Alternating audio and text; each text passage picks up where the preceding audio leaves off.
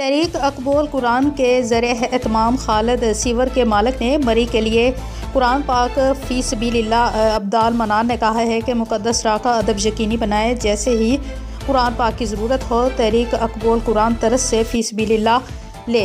Sewer के मालिक खालिद ने कहा कि मुक़द्दस राह का अदब हर मुसलमान पर फ़र्ज़ है। आगे उनकी ज़बानी सुनिए। कुरान पाक मुक़द्दस राह हम लेकर जा रहे हैं। इतनी बदकिस्मती और बदबख्ती है, ये किराया देना हम गवारा नहीं करते।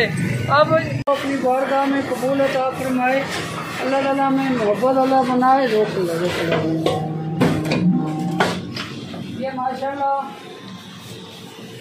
आप ये देख रहे हैं, जो मस्जिदों से कुरान पाक आते हैं उन्हें दोबारा जिल्दबंदी करके काबिल तिलावत बनाकर हम फ़ी सबीलिल्लाह देते हैं। ये माशाल्लाह अल्लाह के नाम भी हमने छुपवा दिए हैं। ये पीछे बाइक पे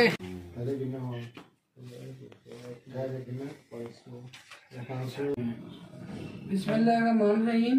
मैं लोगों से अपील करता हूँ, जिन्हें जिन्हें कुरान पाक की ज़रूरत हो तहरीक अक़बूल कुरान ट्रस्ट से फ़ी सबीलिल्लाह लें। शहीद कुरान पाक हम तदफीन पे भिजवाते हैं।